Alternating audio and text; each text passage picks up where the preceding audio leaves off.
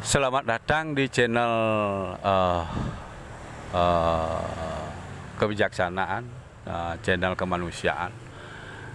Di sini saya jelaskan mengenai awal zaman ya.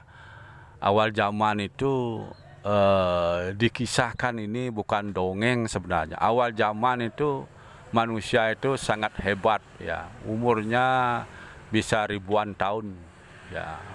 Umur manusia dulu ribuan tahun, sehingga dia membuat apapun tidak perlu dibantu alat-alat yang begitu banyak ya di muka bumi. Dia tidak perlu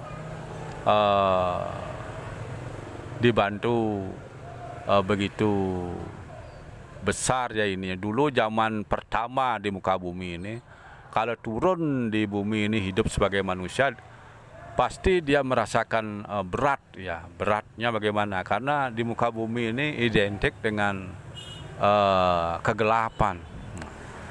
Jadi kegelapan itu adalah susahnya penderitaan di muka bumi ini. Itulah manusia pertama. Tidak perlu apa yang dibanggakan di bumi ini. Itulah, tidak ada yang memang harus dibanggakan apa yang ada di bumi.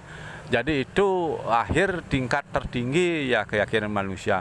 Jadi alam Tuhan itu lain dengan muka bumi. Memang Tuhan ada di mana-mana.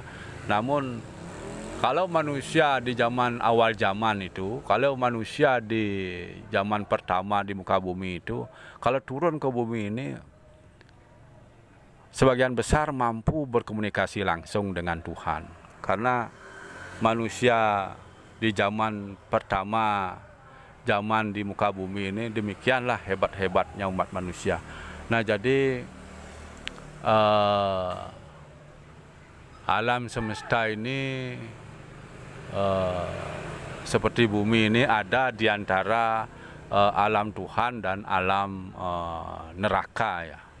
Neraka itu di bawah bumi ini. Kalau alam para dewa, malaikat, leluhur suci, para resi, nabi, alam Tuhan itu ada di atas bumi. Ya, demikianlah. Kalau menelisik secara mata batin, di sini channel ini hanya sayangnya baru saya bikin ya. Jadi bulan ini ya, tahun ini mengawali channel ini, bahwa kalau sistem-sistem keyakinan lain di dalam Hindu aja banyak sekali, sangat banyak ya. Ada mereka yang beraliran paham Bhairawa, ada yang memiliki paham ketuhanan, penyerahan diri kepada Tuhan. Nah, begitu. Jadi di sini yang dimaksud Bhairawa adalah menyembah Tuhan dalam keadaan marah. Nah, itulah menyembah dewa leluhur, menyembah leluhurnya dalam keadaan marah. Itulah yang disebut Bhairawa ya.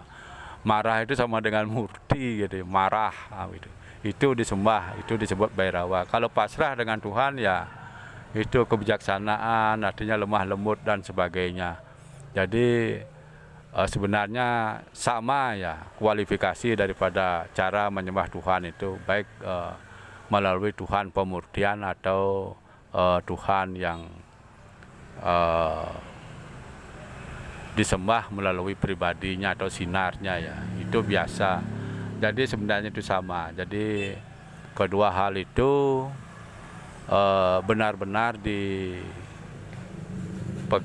dengan etika, sehingga kebijaksanaan itu, kebaikan, kebenaran, jejak lurus dan jujur itu adalah sebenarnya itu saran yang sangat arif dan bijaksana. Itu adalah berlaku untuk turun-temurun, generasi ke generasi, untuk umat manusia. Itulah yang dimaksud oleh Kewruh Budi. Kewruh Budi itu adalah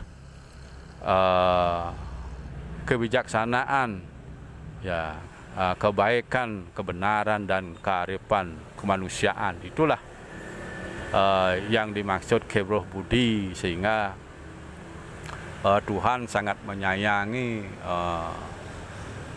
dan melanggengkan pengetahuan seperti ini. Makanya Khairul Budi itu adalah bangkit sekarang dengan rasa yang lebih mendalam secara kemanusiaan. Nah, demikianlah yang saya sampaikan. Semoga damai selalu, rahayu.